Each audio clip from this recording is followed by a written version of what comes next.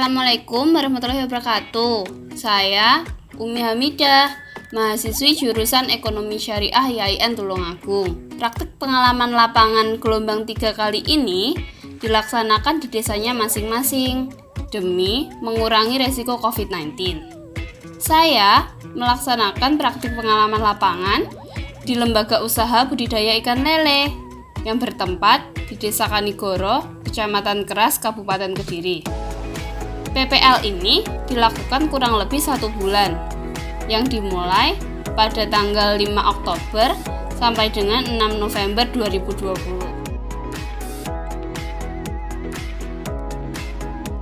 Budidaya ikan air tawar atau aquacultur tawar merupakan budidaya biota air tawar dengan kadar garam kurang dari 0,5 per mil. Budidaya ikan air tawar atau aquacultur tawar ini sendiri sudah ada sejak tahun 2010 Masehi dan akan tetapi baru tercatat pada tahun 475 Masehi dalam naskah pemeliharaan ikan karper. Budidaya ikan air tawar sendiri ini merupakan peluang usaha yang sangat menjanjikan, dapat digunakan untuk meningkatkan perekonomian masyarakat. Dilihat dari peluang usaha yang begitu luas, yaitu seperti komoditas ekspor, bahan makan, pemeliharaan lingkungan atau pembaharuan lingkungan, dan juga dapat digunakan untuk merekrut karyawan baru atau membuka lapangan kerja baru. Dalam skala besar, budidaya ikan air tawar sendiri ini dapat digunakan untuk membuka lapangan kerja baru baik langsung maupun tidak langsung.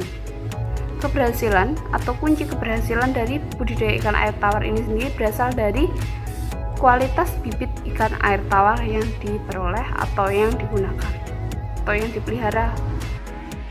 Biota air tawar yang akan saya jelaskan kali ini atau budidaya ikan air tawar yang akan saya jelaskan hari ini adalah budidaya ikan lele. Kenapa budidaya ikan lele? Karena budidaya ikan lele atau usaha budidaya ikan lele saat ini merupakan peluang usaha yang sangat menjanjikan bagi pelaku usahanya. Karena dilihat dari prospek permintaan pasar yang terus meningkat. Budidaya ikan lele bukan hanya berkembang bagi budidaya ikan lele untuk konsumsi saja, akan tetapi saat ini telah berkembang dari berbagai substansi seperti pembenihan, pendederan, maupun untuk pembesaran ikan lele itu sendiri. Dan dari ketiga prospek substansi tersebut memiliki peluang usaha atau peluang pendapatan yang sangat bagus. Karena budidaya ikan lele sendiri memiliki resiko yang sangat minim saat dijalankan dengan modal yang sedikit maupun dengan modal yang besar. Dalam budidaya ikan lele itu ada berbagai faktor yang perlu diperhatikan untuk mencapai keberhasilan atau memperoleh kualitas ikan lele yang baik. Yang pertama itu ada pemilihan induk ikan lele, yang kedua itu ada pemijahan dan juga penetasan, yang ketiga itu ada pemeliharaan bibit ikan lele, yang keempat itu ada pemeliharaan tempat atau kolam bibit ikan lele, yang kelima itu konsistensi pemberian pakan kepada induk lele, dan yang keenam itu ada cara pemberantasan penyakit dan juga hama pada ikan lele. Hama dan penyakit pada ikan lele itu ada berbagai macam jenis. Untuk hama itu ada ular, ada larva kumbang air, ada belut, ada kini-kini atau larva capung, katak, dan juga kelelawar. Berbagai jenis itu harus dibasmi sebisa mungkin karena dapat mempengaruhi atau dapat membinasakan bibit ikan lele.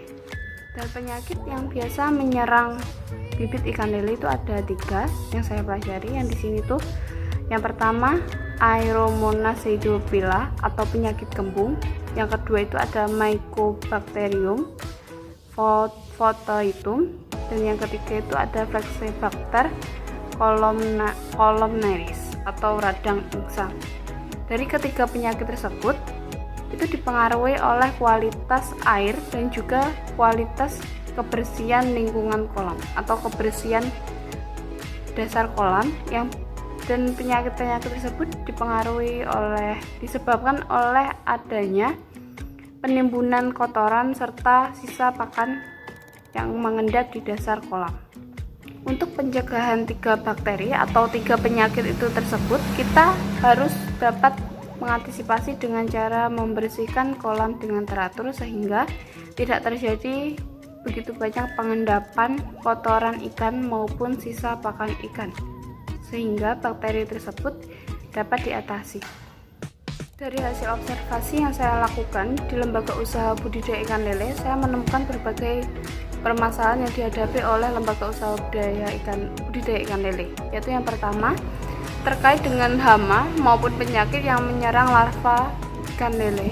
Yang kedua itu terkait dengan alat yang digunakan untuk menyuntik obat pada indukan lele. Yang ketiga itu terkait dengan harga pakan yang tidak sebanding dengan harga jual ikan lele. Harga pakan itu biasanya sangat meningkat pesat, sedangkan harga jual ikan lele itu biasanya sedang turun. Untuk menangani hal tersebut, Bapak pemilik usaha budidaya ikan lele atau Bapak Imam Asrori menanganinya dengan cara pengecekan secara rutin terhadap perairan pada kolam bibit ikan lele, baik untuk pengeluaran maupun pemasukan air. Serta Bapak Imam Asrori sering mengecek pada lingkungan sekitar kolam dan juga untuk melihat apakah ada jentik-jentik hama yang ada pada kolam. Bapak Imam Asrori juga sering menanggulangi kemacetan alat yang disuntik dengan cara membeli lebih dari satu jarum suntik ataupun dengan mengerucikannya menggunakan pisau.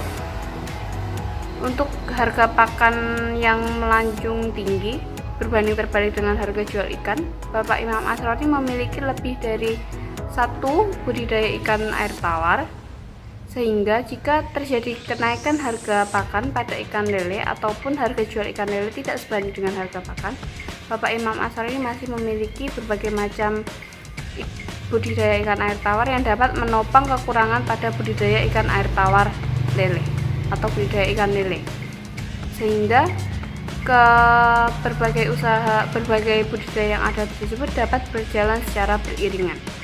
Untuk menyelesaikan permasalahan masalah tersebut, kami ikut serta dalam peningkatan pengecekan lingkungan kolam bibit ikan lele, serta kami memberikan saran untuk memberikan terpal yang lebih berwarna terang untuk menangani jentik larva hama yang ada di dalam kolam agar terlihat dan segera disingkirkan atau dimusnahkan.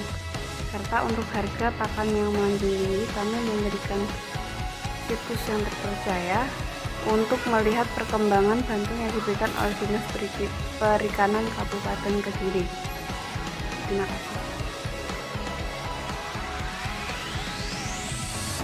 Lembaga usaha budidaya ikan lele dirintis oleh Bapak Imam Asrori yang hingga kini telah memiliki 2 karyawan. Usaha budidaya ikan lele ini sendiri berawal dari sebuah hobi, yaitu pada tahun 1997. Dan kemudian oleh beliau dikembangkan menjadi sebuah usaha, yaitu pada tahun 2005.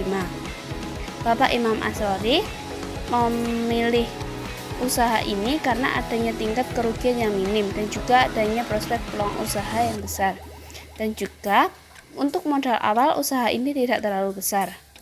Terima kasih sudah menonton channel YouTube saya. Bye bye.